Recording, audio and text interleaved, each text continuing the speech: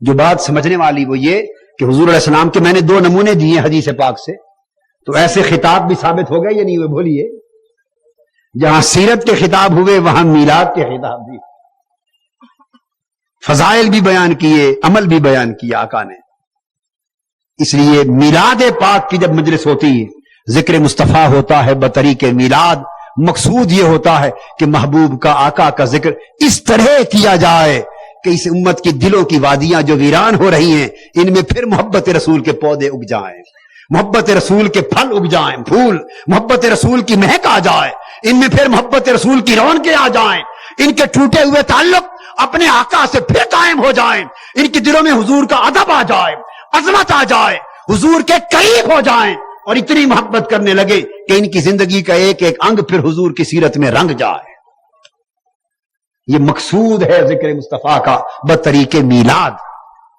بڑی نادانی ناسمجھی ہوگی دین سے کہ جو میلاد کے حوالے سے ذکر کو ناجائز کہے اور خالی سیرت کے حوالے سے ذکر کو جائز کہے، اور بڑی محرومی ہوگی جو فقط میلاد تک بات رکھے اور آقا دو جہاں کی سیرت تک بات کو نہ جانے دے۔ دونوں کا دامن تھامنا چاہیے تاکہ ایمان کو کمال نصیب۔ یہی وجہ ہے کہ حضور علیہ الصلوۃ والسلام کی ولادت کا امر اللہ کو اتنا محبوب ہوا، اللہ کو اتنا محبوب ہوا کہ اگر کسی کافر نے بھی حضور علیہ السلام کی ولادت پر خوشی کی، ایماندار ہو کر نہیں، کافر رہ کر، مگر آقا کی ولادت پر خوشی کی، رب نے اس کافر کو اس کی زندگی کے کسی اور عمل کا اجر آخرت میں نہ دیا، کیونکہ آخرت میں اجر کافروں کے لیے نہیں ہوتا، صرف مومنوں کے لیے ہوتا ہے۔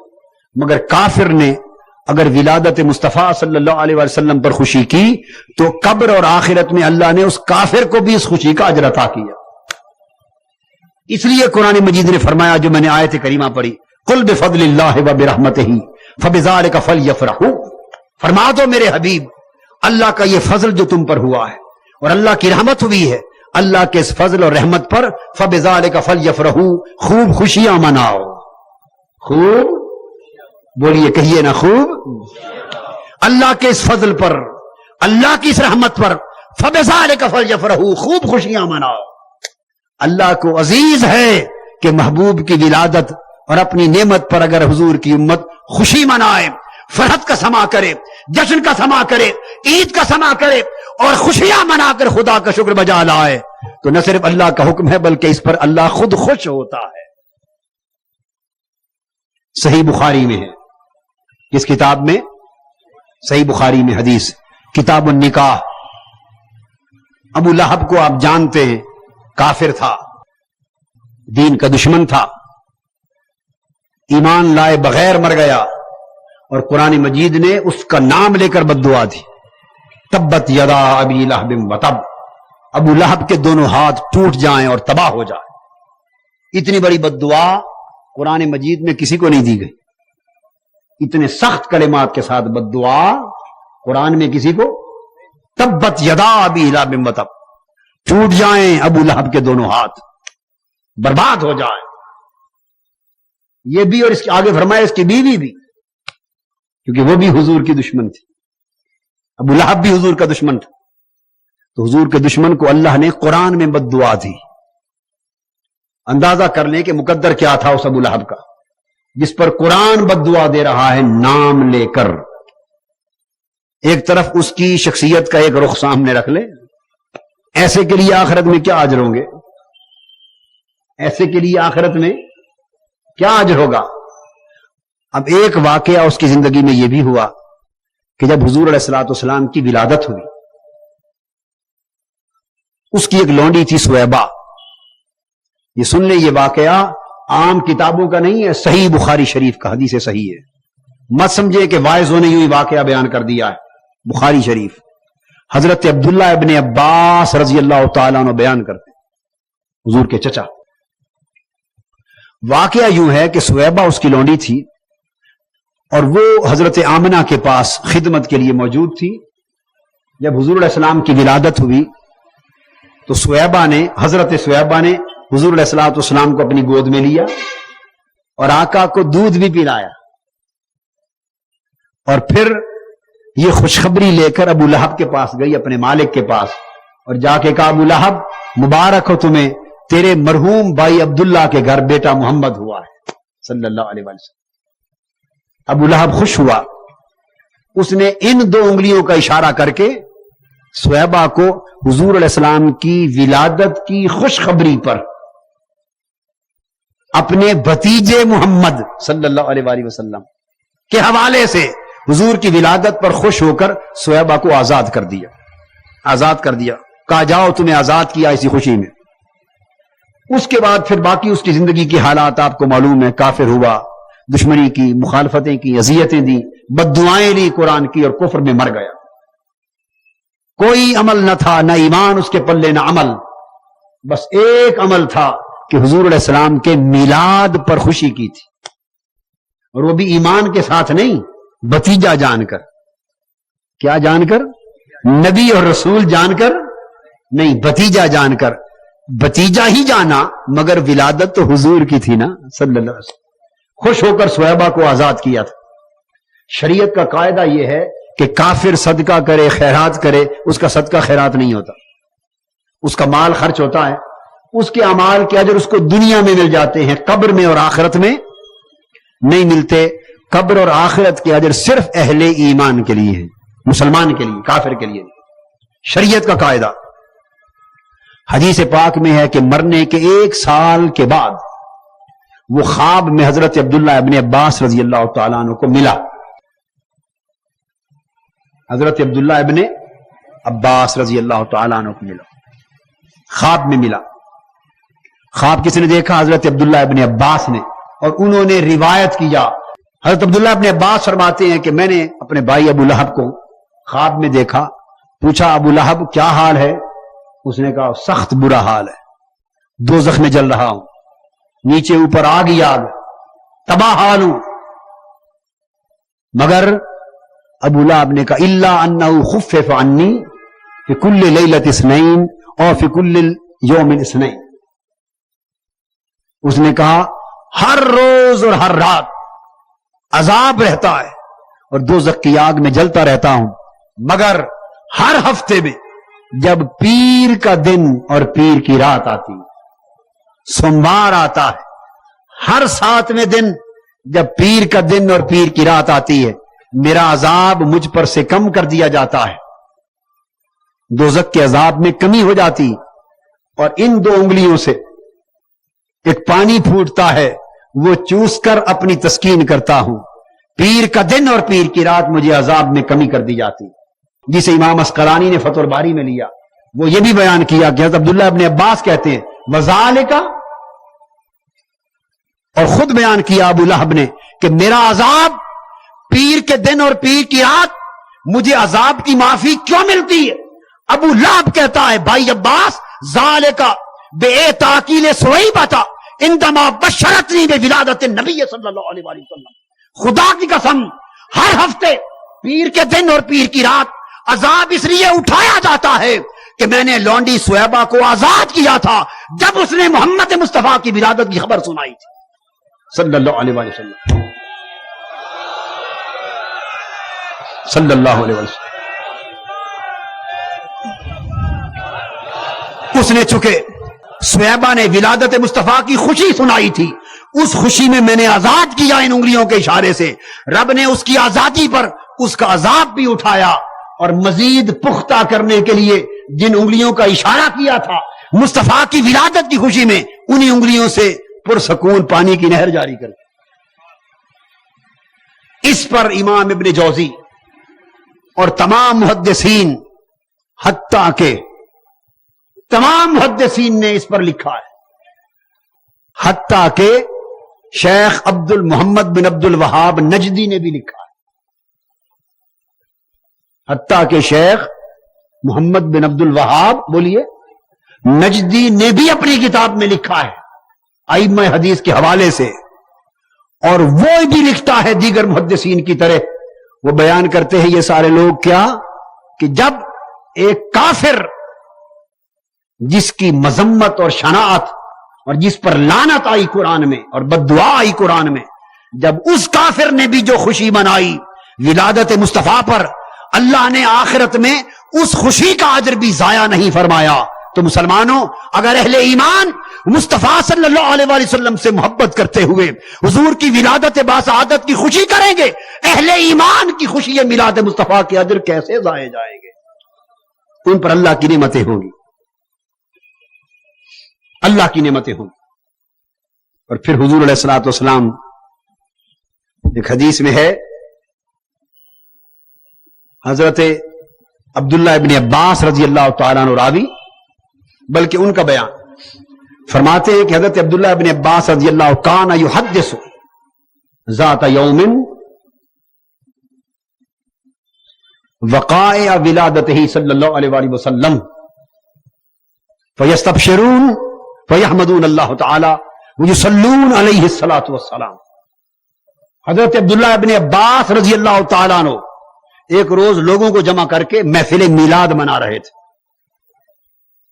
حضرت عبداللہ ابن عباس رضی اللہ تعالیٰ عنہ اور لوگوں کو جمع کر کے حضور علیہ السلام کا میلاد بیان فرما رہے تھے، وقائع ولادتہ صلی اللہ علیہ وسلم، حضور کی ولادت باسعادت کے واقعات میلاد بیان فرما رہے تھے، اور پھر اس پر خوش ہو رہے تھے لوگ، حضور کی ولادت باسعادت میلاد کا ذکر سن کر اس پر اللہ کا شکر بجا لا رہے تھے، اور حضور کے میلاد کے ذکر پر حضور پر صلاۃ و سلام پڑھ رہے تھے۔ فجاء النبی صلی اللہ علیہ وآلہ وسلم، اس طرح حضور علیہ السلام تشریف لے آئے، آپ کے زمانے کی بات، آپ نے سنا، خوش ہوئے، اور خوش ہو کے فرمایا، اے عبداللہ ابن عباس اور سب لوگوں کو جو بیٹھے ہو، حلت لکم شفاعتی، تم نے میرے میلاد کا ذکر سنا، خوش ہوئے، مجھ پر صلاۃ و سلام پڑھا، تمہارے لیے میری شفاعت واجب ہو گئی، میری شفاعت واجب ہو گئی۔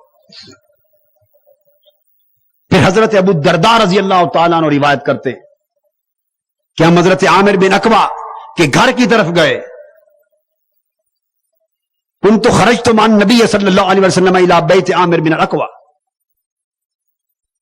فکان یعلم لابنائہ وعشیرتہ وقائع ولادتہ صلی اللہ علیہ وآلہ وسلم، اور وہ اپنے اہل خاندان کو، بچوں کو، رشتہ داروں کو، متعلقین کو جمع کر کے ان کے سامنے وہ صحابی حضور علیہ السلام کا میلاد بیان کر رہے تھے، خوش ہو رہے تھے۔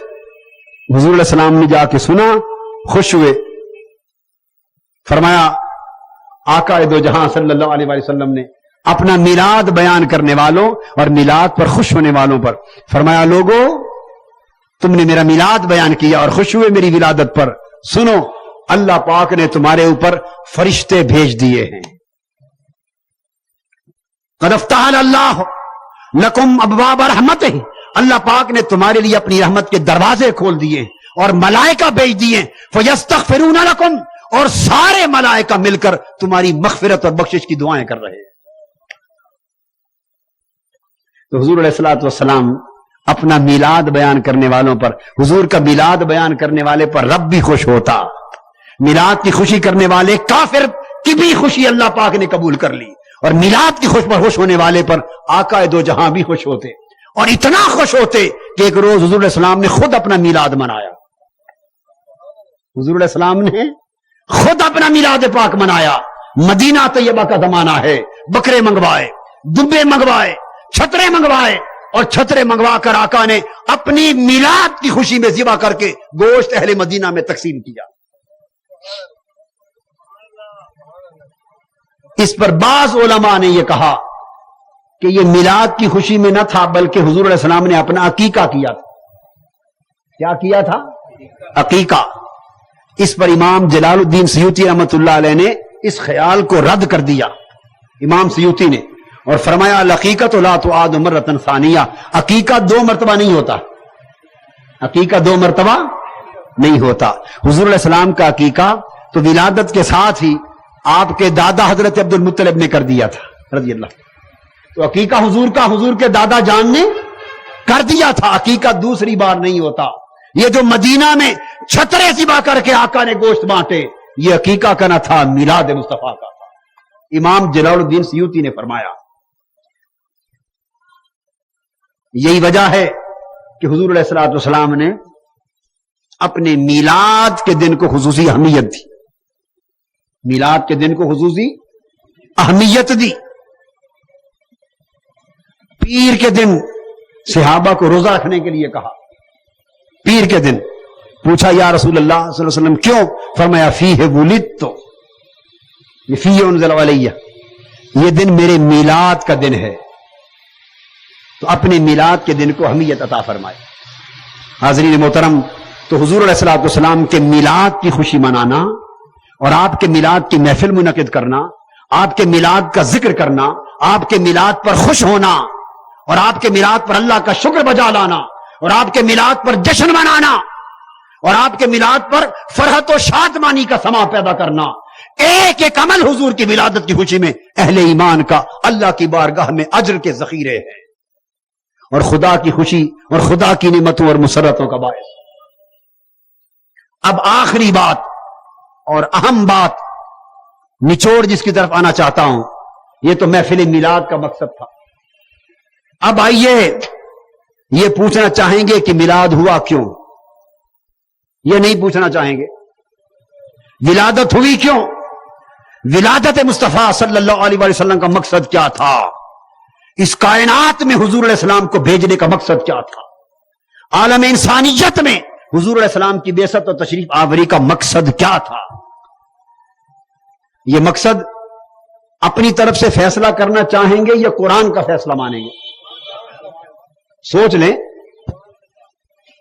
اگر اپنی طرف فیصلہ کر لیں تو پابندی نہیں ہوگی، مرضی مانے مرضی نہ مانے.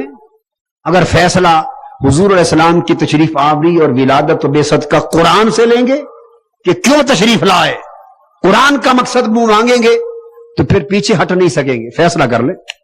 قرآن سے مقصد بتاؤں یا اپنے پاس سے آپ بتانا چاہتے ہیں؟ اگر قرآن کا مقصد بیان ہو جائے تو پھر اس مقصد کو پورا کرنے کے لیے اٹھ کھڑے ہوں گے یا بھاگ جائیں گے؟ کئی یہ کہیں جی ہم تو صرف سننے والے ہیں، ماننے والے تو نہیں. ہماری شان تو فقط سننا ہے. ہماری شان مبارک کیا ہے؟ فقط سننا. ماننے والے تو یہ بیٹھے ہیں بھائی، یہ جو پیچھے بیٹھے ہیں اسٹیج پر، ہم تو سننے والے ہیں. سننی ہے سننے والے. خالی سننے کا شوق ہے مقصد قرآن یا ماننا بھی ہے؟ جو صرف سننا چاہتے ہیں اور ماننے تک نہیں آتے ذرا وہ ہاتھ کھڑا کریں. اور جو مقصد حضور علیہ السلام کی ولادت کا، میلاد کا سن کر آج مان جائیں گے اور زندگی میں عہد کر لیں گے کہ مولا جو مقصد تیرے حبیب کی تشریف آوری کا ہے، ہمارے جینے مرنے کا مقصد بھی آج کے بعد یہی ہوگا. مقصد سن لیں آقا کی ولادت کا. قرآن مجید کا فرمان، حضور علیہ السلام کا میلاد کیوں ہوا، آقا کی بعثت کیوں ہوئی، آقا کی تشریف آوری کیوں ہوئی؟ فرمایا هو الذی ارسل رسولہ بالہدی ودین الحق لیظہرہ علی الدین کلہ ولو کرہ المشرکون. فرمایا رب وہ ہے جس نے اپنے رسول صلی اللہ علیہ وآلہ وسلم کو دنیا میں بھیجا، رسول کو دنیا میں پیدا فرمایا، مبعوث فرمایا اپنی ہدایت دے کر اور اپنا دین دے کر. اور کیوں بھیجا؟ ولادت کیوں ہوئی، بعثت رسول کیوں ہوئی؟ مقصد قرآن مجید فقط ایک بیان کر رہا ہے. بولیے کتنے مقصد؟ ایک. لیظہرہ علی الدین کلہ. رب کائنات نے اپنے رسول کو فقط اس مقصد کے لیے دنیا میں بھیجا ہے کہ وہ رسول دنیا میں جائے اور دین حق کو دنیا کے سارے جھوٹے نظاموں کے اوپر نافذ کر دے، غالب کر دے.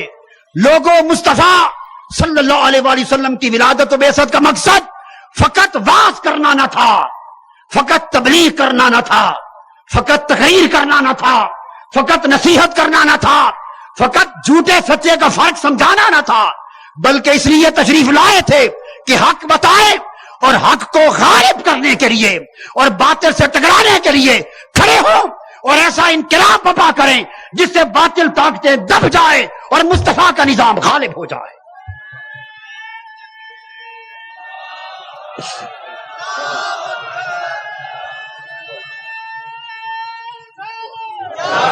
یہ تھا مقصد بعثت مصطفیٰ، یہ تھا مقصد ولادت مصطفیٰ. اگر آقا کی ولادت و بعثت کا مقصد قرآن سے پوچھا ہے تو مسلمانوں غیرت ایمانی کا تقاضا یہ ہے کہ جس مقصد کے لیے آقا آئے اسی مقصد کے لیے جینا سیکھو، اسی مقصد کے لیے مرنے کا عہد کرو۔ اور وہ مقصد کیا تھا؟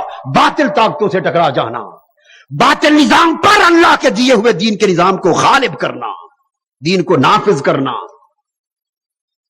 اگر یہ مقصد آقا دو جہاں صلی اللہ علیہ وآلہ وسلم کا نہ ہوتا تو معلوم ہے کافروں کو کیا فرماتے؟ مکہ کے کافروں سے جھگڑا کیا تھا؟ توجہ سے سنیں، کیا جھگڑا تھا؟ یہ بھی تو فرما سکتے تھے کافروں بھئی حکومت و سلطنت تم اپنی جاری رکھو، حکومت و سلطنت تم اپنی جاری رکھو، میں تمہاری حکومت میں دخل نہیں دیتا، تمہاری سیاست میں دخل نہیں دیتا، تمہارے نظام میں دخل نہیں دیتا، میں فقط اللہ کے گھر میں واعظ کرتا ہوں، صرف تبلیغ کروں گا، توحید رسالت کی تعلیم دوں گا، نماز روزہ حج زکات کے مسائل بیان فرماؤں گا، فقط واعظ کروں گا، تبلیغ کروں گا، حکومت سلطنت سیاست تمہاری، واعظ تبلیغ میرا۔ اگر آقا دو جہاں یہ اعلان فرما دیتے کہ کافروں تمہاری حکومت کو مجھ سے کوئی خطرہ نہیں، تمہاری سلطنت اور سیاست کو مجھ سے کوئی خطرہ نہیں، تمہارے کام میں میرا کوئی دخل نہیں، میرا کام فقط واعظ کرنا، تبلیغ کرنا، تقریر کرنا، نصیحت کرنا، تو بولیے کافروں سے جنگ ہوتی؟ مدینہ کی ہجرت ہوتی؟ بدر کا غزوہ ہوتا؟ احد میں میرے آقا کے رخسار زخمی ہوتے؟ دندان مصطفیٰ شہید ہوتے؟ صحابہ قربان ہوتے؟ وطن چھوٹتے؟ قربانیاں ہوتی؟ مکہ فتح ہوتا؟ کچھ بھی نہ ہوتا، اور دین پوری دنیا کا نظام بھی نہ ہوتا۔ مگر آقا دو جہاں نے دین کو خالی واعظ اور تبلیغ کا دین نہیں بنایا، دین کو باطل نظام پر غالب کرنے کے لیے لائے۔ جس طرح حضور علیہ السلام کا یہ فرمان، یہی عمل خلفائے راشدین کا بھی تھا۔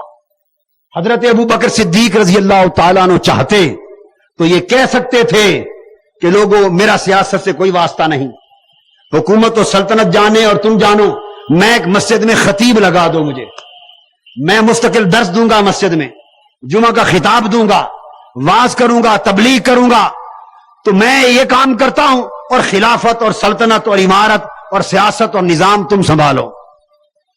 سیدنا صدیق اکبر فقط کسی مسجد کے خطیب اور واعظ اور مبلغ ہوئے، یا مبلغ ہونے کے ساتھ سلطنت کی سیاست کے سربراہ بھی ہوئے؟ بولیے۔ فاروق اعظم فقط مبلغ ہوئے یا سیاسی پیشوا بھی ہوئے؟ بولیے نا۔ عثمان غنی فقط مبلغ ہوئے یا امت مسلمہ کے سیاسی رہنما بھی ہوئے؟ اور حضرت علی شیر خدا فقط واعظ اور مبلغ ہوئے یا ایک انقلابی سیاسی رہنما امت مسلمہ کے بھی ہوئے؟ ورنہ وہ بھی فقط تبلیغ کرتے، ادھر نہ آتے۔ امام حسین رضی اللہ تعالیٰ عنہ اور یزید کا جھگڑا کیا تھا؟ کیا یزید امام حسین کو ولی نہیں مانتا تھا؟ بولیے۔ امام حسین کو نواسہ رسول نہیں مانتا تھا؟ امام حسین کے تقوی کو نہیں مانتا تھا؟ علم اور صالحیت کو نہیں مانتا تھا؟ بولیے۔ اسے پتا نہیں تھا کہ یہ حضور کے کندھوں پر سواری کرنے والا شہزادہ یہی حسین ہے، آقا کی زبان چوسنے والا یہی حسین ہے؟ نہیں جانتا تھا یزید؟ سب کچھ جانتا تھا۔ پھر مارکہ کربلا کیوں بپا ہوا؟ امام حسین کا سر انور کیوں کاٹا گیا؟ 72 تن خانوادہ نبوت کے گھوڑوں کے نیچے روندے کیوں گئے؟ کیا واعظ اور تبلیغ کے لیے روندے گئے؟ بولیے۔ واعظ اور تبلیغ کے لیے روندے گئے یا سلطنت کو خطرہ تھا حسین سے؟ بولیے۔ یزیدی سلطنت کو خطرہ تھا۔ یزید کیا کہتا تھا؟ ایک ہی بات کہتا تھا، حسین تو واعظ کیا کر مسجد میں اور میں راج کیا کر، واعظ تیرا اور راج میرا، بس یہی مطلب مطالبہ تھا یزید کا۔ واعظ امام حسین کرے، مسجد میں قرآن حدیث کی تبلیغ امام حسین دے، اور پوری سلطنت پر راج، ظلم کروں، لوٹوں، غبن کروں، بددیانتی کروں، لوگوں کی عزتوں سے کھیلوں، مال سے کھیلوں، قومی خزانہ لوٹوں، تباہی مچا دوں، دین کی قدریں مسمار کر دوں، میری سیاست اور میری سلطنت کو پوچھنے والا کوئی نہ ہو۔ یزید فقط اتنی بات مانگتا تھا، امام حسین نے قبول کی؟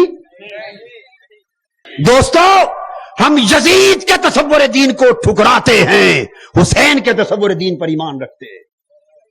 ابو جہل اور ابو لہب کے تصور دین کو ٹھکراتے ہیں، مصطفیٰ اور ان کے ابو بکر، عمر، عثمان و علی کے دین کو مانتے ہیں، اور ان کا دین خالی مسجدوں میں واعظ و تقریر کا دین نہ تھا، دنیا میں سیاسی جنگ لڑ کر مصطفیٰ کے دین کو نافذ کرنے کا دین تھا۔ یہ یزیدی فکر کس نے دیا آپ کو؟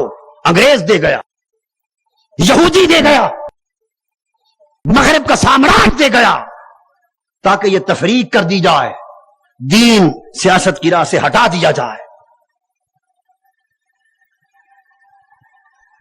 کہ حق فقط واز کرے اور باطل راج کرے۔ یہ دین کا تصور نہیں، مصطفیٰ صلی اللہ علیہ وسلم کی بعثت کا مقصد بھی نہیں۔